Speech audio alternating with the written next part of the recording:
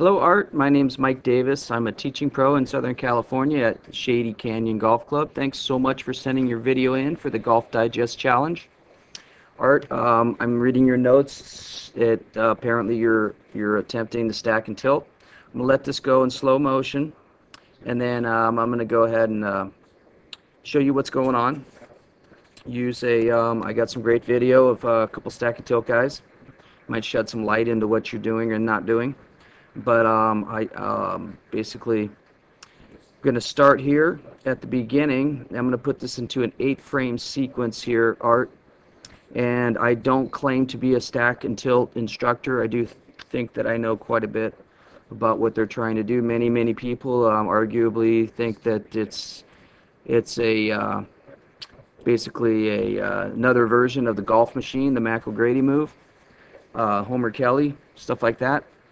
Ben Doyle, but regardless, I'm going to focus in on a couple of points here. I'm positive that this is not the structure you want here during your backswing for the stack and tilt, because what a lot of people are running into when they attempt this move is they end up reverse pivoting, and I think that's what's going on, and I'll explain a little bit more about that. So those are the things you want to try to avoid. Those are the pitfalls you want to stay away from.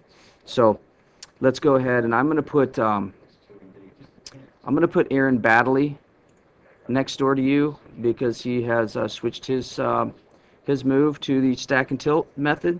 I'm going to flip him over to be a lefty, and just kind of let these kind of go a little bit together. The swing on the right was shot with a high-speed camera. It's 300 frames a second, so the clarity is enormous. But I think what you'll see is some big differences at the top of the swing here.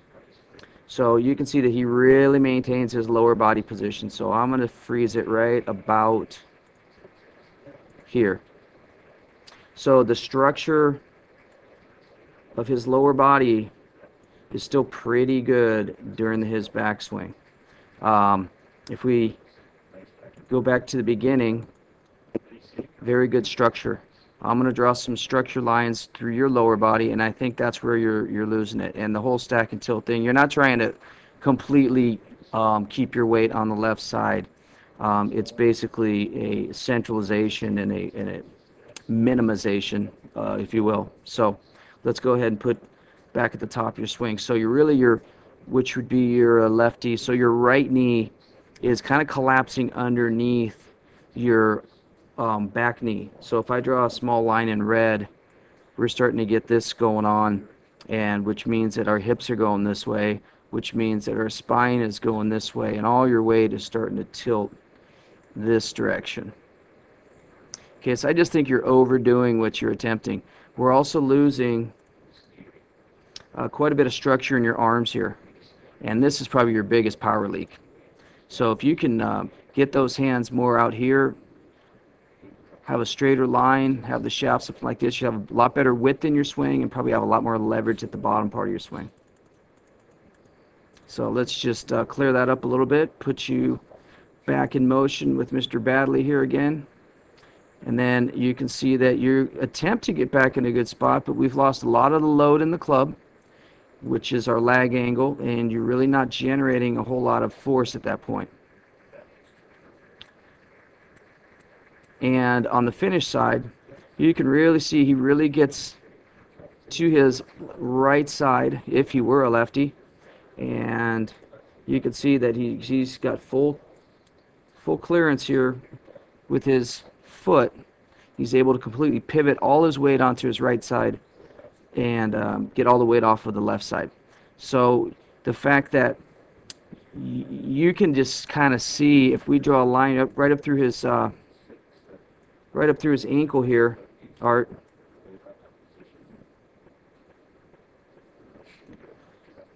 and we draw a line up through your ankle, you're quite a bit behind it. I think it's a borderline reverse pivot.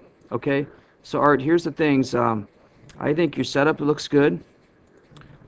I think right on your takeaway, don't try to lean more on your right side. Just stay on your right side. Just stay where you are on your takeaway. Don't try to add to it. Just keep it. Keep it from shifting. And then I think what will happen is this leg will be more in here, So just quiet down the lower body. Try to get some width in your swing. The width in your swing is this. You know, we want to try to have as wide a circle with our hands as possible. Okay, so if we get good radius with our hands, you're going to have a lot more leverage at the bottom. And this club is just coming straight down on the ball. It looks a bit like you pop this one up. I'm just going to draw a dot here. And then here's the comet of the ball leaving. And here's another comet trail of the ball. So that is a pretty severe launch angle for a drive. It may have gone straight up and gone straight, but you're probably not getting as much distance as you'd like. Pretty typical of a reverse pivot as well. So play around with those things, Art. Hopefully this will help you, but if you're not working with a stack and tilt instructor, try to find one. You probably can just Google that, or you know, if you want to contact me, I'll put some info up here. I can help you find somebody in your area that may be able to help you. I know quite a few of the teachers across the country, because my affiliation with the V1 software is pretty extensive. I'm the West Coast training and education manager. So anyhow, good luck, Art. Hope you enjoy the weekend of the Masters. If you celebrate Easter, happy Easter. Good luck in the summer with your golf game, and thanks for sending your swing in for the Golf Digest Challenge. Take care of yourself.